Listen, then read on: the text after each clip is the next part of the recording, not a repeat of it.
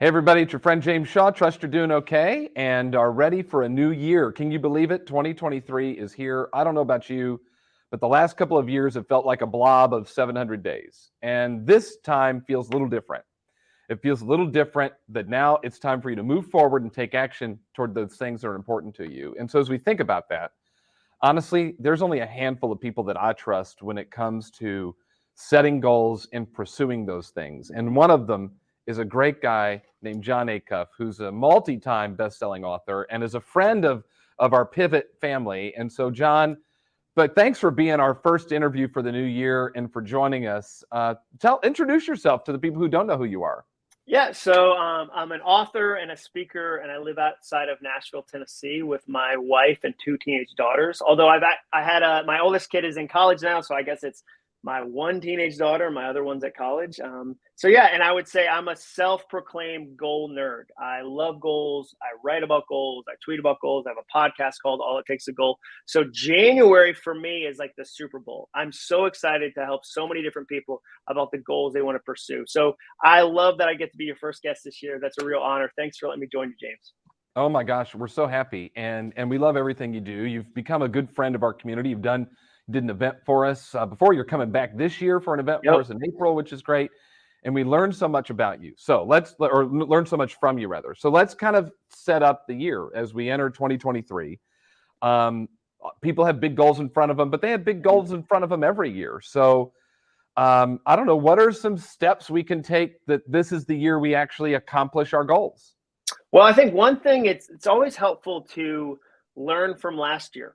So I think a good review can do wonders. So what went well last year? What would you do differently last year? What would you change for this year? I think I love to encourage people at the start of a year to review the year, but also ask yourself some questions. Questions from, okay, well, where do I want to go this year? How do I want to spend my time? Specific questions. Is there anyone I need to apologize to? I think the more questions you ask, the easier it is to create goals. I never just sit down with a blank piece of paper and say, okay, goals, because that'd be too intimidating. What I do is I ask a lot of questions and I give myself permission to come up with some answers. And so that's what I say at the beginning is ask some questions. What went well last year? What would you like to change this year? What are some things you've been dreaming about? And the other thing, James, is don't get stuck on the idea of I should have started on January 1st. That's not true at all. Every company does their year differently. I work with some companies that go April to April is their year or June to June. So don't feel like if you're watching this on January 4th or 5th, it's already too late. No. Like you can build your goals all year long. Don't be a slave to the January 1st. So give yourself some time and start with some good questions. Okay, that's really good. I imagine, though, I've known you long enough to know you probably have here's the 6 steps, here's the 4 steps, Oh, here's yeah. the 3 steps of making sure you achieve a goal, because that's the kind of guy you are. You kind of lay it out for us. Do you have that? Do you have like step by step? 100%. And what happened was I've been setting goals for about 12 years. Goals changed my life, which is why I like to talk about them. Up till my mid 30s, I was just floating. I had a bunch of different jobs. Nothing was going anywhere. I had a messy, 20 years. My decade in the 20s was just messy and not productive at all. And in my mid 30s, I discovered goals. So really my life is before goal and after goal. So that's why I'm so passionate about it. But I spent the last 12 years helping thousands of people with their goals. And a friend named Caleb said to me, hey, if you had to summarize everything you've learned over the last 12 years, everything you've researched, everything you've written about to a Post-it note, like if you had to say, okay, I'm going to put everything that really matters on a Post-it note, what would you put on it?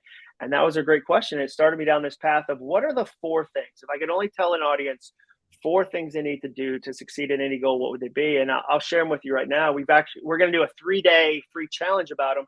But the quick answer is you dream, you plan, you do, and you review. If you want to succeed at any goal, you do those things in that order.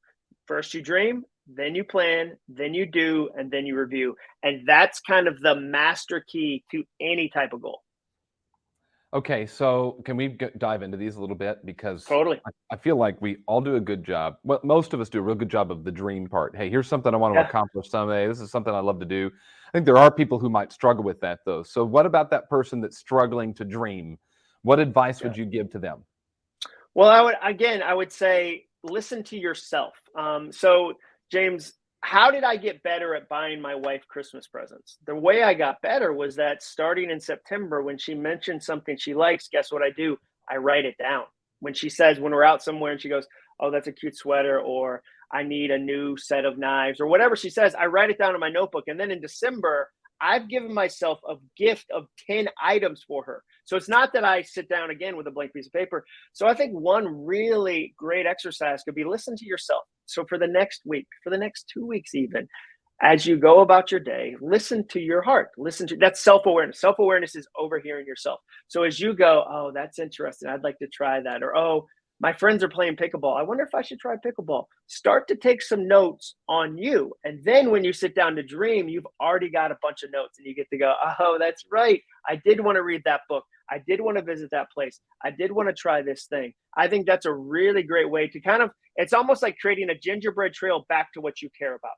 Like you don't try to do it all at once. You can have a 30-minute brainstorm if that's how you're wired. But I think sometimes just overhearing yourself and then paying attention enough to take a note will create a really good dream moment. Now I have the caution with the dream stages, dreamers get stuck here. Dreamers get stuck in this moment. They never actually move the plan. So if you're a dreamer, if right now you're going, James, I have 1,000 goals. I don't need any help with dreaming. I need help with getting to the next stage. I hear you. I'm the same way. And there's some specific things we can do to make sure you get to planning. Well, that's what I want to talk about next. John Maxwell says the dream is free, the journey isn't. And, Yep. so we do have to put in the work. We do have to get after it. I love, because for me, I'm a doer. Yeah. Right. Idea and go. And sometimes I do that without necessarily mapping out the plan. And like I don't ask for directions. I'm just going to go there. Right. And so I'm not going to stop and ask for directions if I'm lost. I'm going to get really frustrated driving around because darn it, I can find the place. And I feel like that happens with goals too, for me and probably a lot of the people watching. We got our goal. Now we get into action. We didn't pause and plan. That's really an important step, isn't it? It's a huge step. And what you have to see is the value of it. See, James, you're like me. So I would say, if I broke it down simply, I'd say dreamers get stuck in dream.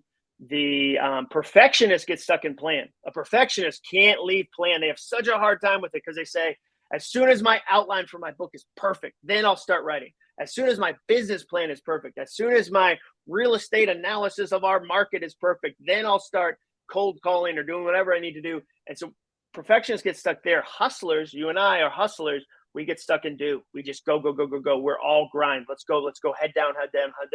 And then what happens is we never actually plan and do the things that will actually move us forward. So I think for you and I, people like us, we have to learn to see the ROI in a little bit of planning. That a little, like an hour of planning is worth 10 hours of doing.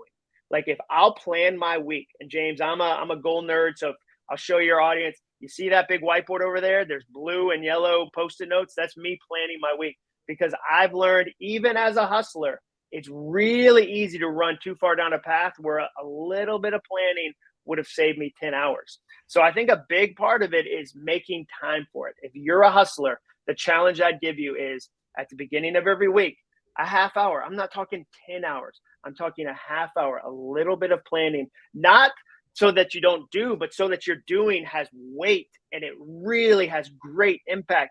For me as a hustler, somebody who's really loves to do, as long as I'm able to see the value of planning, I go all in. So I think as a hustler, you've got to leave some time for planning.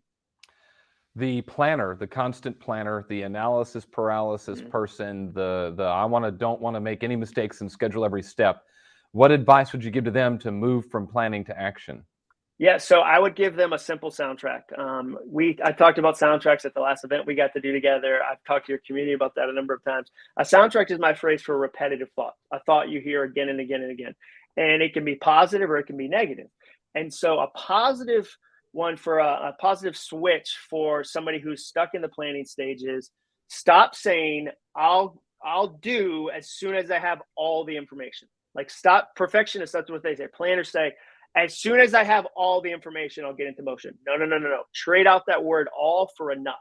As soon as I have enough information, I'll get into motion. Because we haven't lived in an all world for hundreds of years. They used to say that Thomas Jefferson had read every book, because at the time there weren't a ton of books. Now there's not a person on the planet that could say, I've read all the books. There's too many books. So you have to, as a planner, go, I can't wait till all the information. I can wait till enough. And here's the other thing you have to remember, James. You're not just doing these actions once. So what happens is you dream, and then you plan, and then you do, and then you review. And then if the review shows you something's off base, you go back to plan. We're not saying once you leave plan, you never get the plan again. So if you're a perfectionist, whoa. No, you can plan the entire year. You should constantly be tinkering on your goals and changing them along the way. So don't feel this pressure of, okay, when I'm done planning, I never get the plan again. No. Like, you get some more information as you're doing that's going to change your plan, but you can't wait until you have all the information. We don't live in an all world. All right. So I imagine people get stuck along the way on this. Where are some of those spots that we might get stuck, and what should we do? Well, again, let's use you and I as an example. Hustlers, one of our biggest problems is we never review. We never review because we don't see the value in it. So a version of a hustler problem with, say, exercise. Let's say exercise. Somebody goes, John, I want to get in shape. And I'll say, well, if you change your diet a little bit, like, you won't have to run as much. And they go, no, I'm just a runner. I'll run. I'll just outrun. And that's why there's a popular phrase, you'll never out exercise a bad diet. Now, what's happening is they don't want to take the time to review it and go, oh, you know what? If I cut this calorie, or if I stopped eating this, or if I stopped doing this, it would change what I'm doing. So people get stuck when they skip stages. When they skip stages and go, okay, I don't need to do a review. And you never learn. You never get better. You never, for me, James, the example I sometimes share is I did 50, 100 travel events, and I would forget items. I would forget a belt. I'd forget a tie. I'd forget socks, whatever. And I never stopped to review it and go, wait a second. I bet if I stopped for an hour, I could come up with a list of the things I bring every time, and then I could just check them off, and I would never forget a thing again. It took me hundreds of trips to finally do that. Now that I do it, I have a packing list. I never forget anything now because I took the time to review what I needed to bring. I came up with a plan, and now I just do it. And the do is easy. I save an hour every trip because I just have a piece of paper that I keep in a file that every time I travel, I go, here's my paper, check. But if you don't review, you never create a system, and you never get better. That's really smart. I love all that. Okay. You said you can't read all the books, but you can read all of Jon Acuff's books. And clearly. Yeah. In bulk, preferably. You should read all of them. My favorite book of all time, I've said it many times, is Finish. That book totally changed my world. And so I love that book from you, and I learned a lot in it. There's a line in that book that talks about, it's kind of a goal-setting conversation, because the beginning of the year, people have health goals, like you talked about. They got business goals. They got family goals. And so they set themselves up, and like a lot of people watching, you probably joined a gym. Maybe you joined a gym and you've been all 4 days of the year, 5 days, or how many days, right? You've been to all the days. And then there's going to come this day that for whatever reason you don't go. You've made a change in your diet and you're doing great. And then there's going to come the day that you eat the whatever you said you wouldn't eat. You committed to making a certain number of calls to your database every day, and the day shows up that you don't make those calls. And what I learned from your book Finish was, well, it's the day after that's the make or break day for any goal. The day that the streak ends, it's important to go ahead and start the new streak, but yet so many people let one day turn into 3, turn into 10, turn into 17. Can you talk more about that? It's my favorite line from any of your books.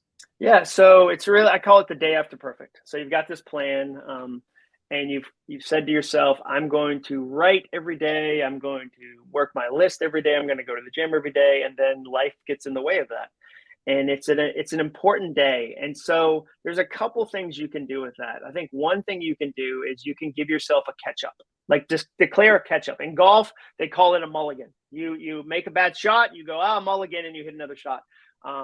So for me, there's times when I'll say, okay, I missed journaling my day yesterday. I try to write a page review of my day every day, but there's some days where I just miss it. It was a busy travel day. I couldn't do it. So I'll give myself the gift of a catch up. I'll go, I get to catch up today on this.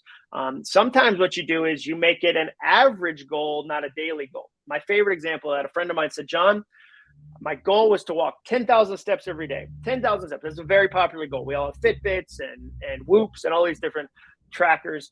And she said, I realized though that some days, despite my best efforts, on a Tuesday when I was traveling or was busy, I'd only get 2,000 steps.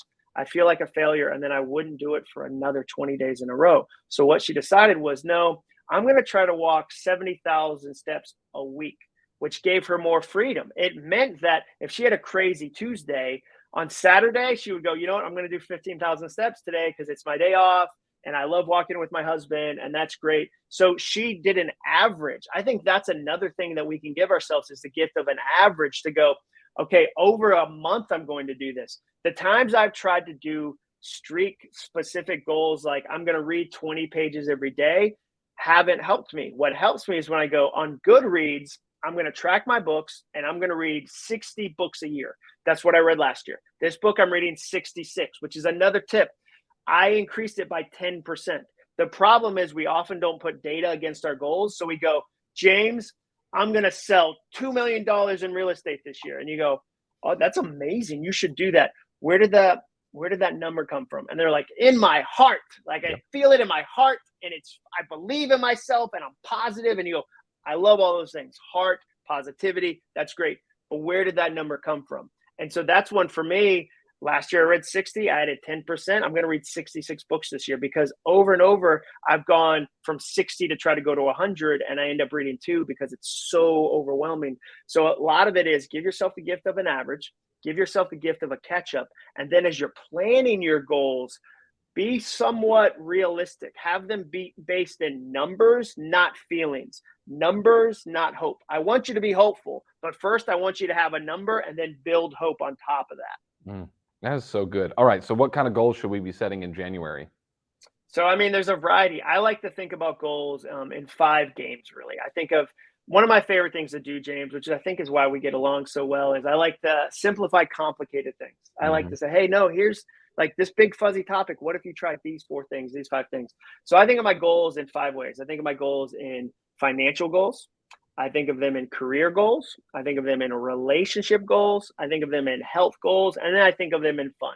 And fun is a big catch-all category for me. If you want to learn a new language, that's a fun goal. If you want to read, X amount of books, that's a fun goal. So I deliberately try to have some degree of goals in each of those categories. Now, there's not an exact number. Like I wish I could tell people today, you should have 3.2 goals in every category. That's not how life works. I don't know your schedule, your time. If you're retired right now, you'd go, I've got X amount of hours. If you've got a 1-year-old and a 3-year-old, like your schedule's different. So you get to be the boss of the number of goals. But I think it's good to have a variety in there. The category most people skip is relationship. I meet people all the time. They'll say, here's my career goals, here's my health goals, here's my financial goals. And then they just kind of hope that relationships happen organically, like jazz.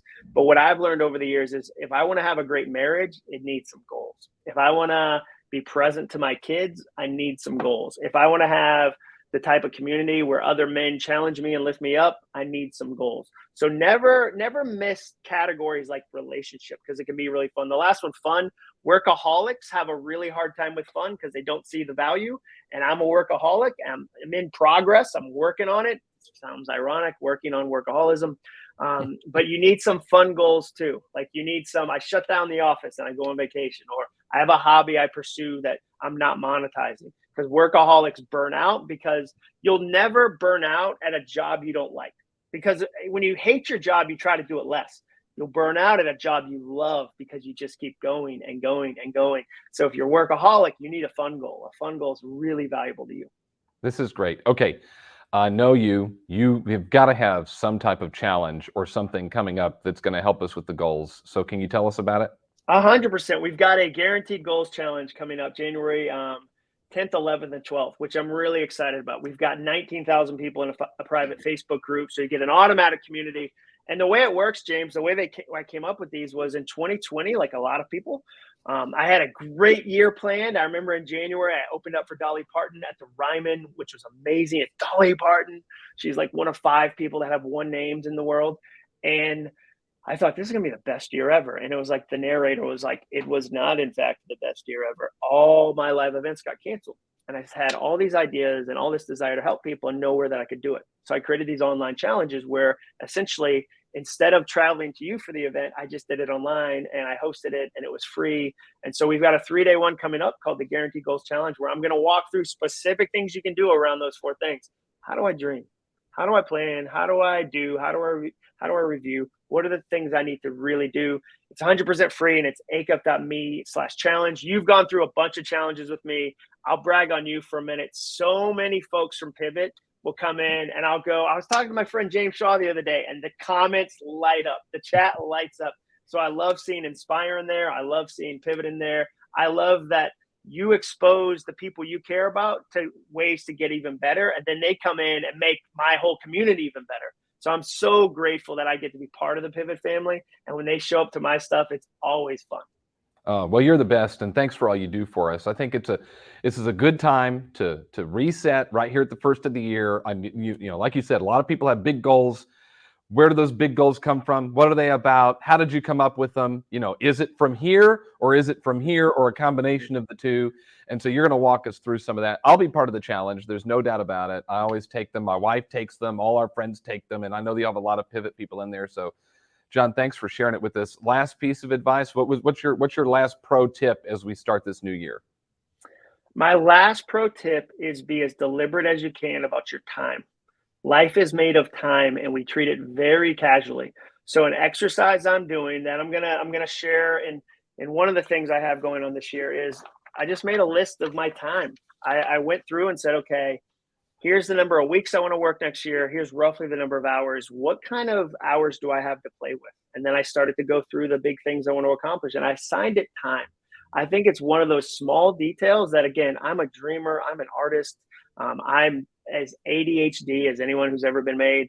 But the more I can value time, the more I can be deliberate about it, the easier it is for me to place it where it really needs to go versus letting it just go. And so I would just encourage people this year, treat time like the valuable resource it is. Treat it like it matters. Treat it like there's not more to come. Treat it like it's gold, because it is. And so if there's ever any way that I can help people think differently about their time, that's something I'm excited about right now. I love it. All right, the challenge, acuff.me/challenge. The 10th, 11th, and 12th, is that what you said? 10th, 11th, and 12th, yep. Great. Perfect. We'll be there, and I hope the rest of our Pivot community is as well. Jon, thanks so much for being here. We'll see you live and in person in April. So excited about that. It's going to be here soon. Can't wait. Happy New Year to you, and thanks for joining us today. Appreciate you so much. Thanks, James.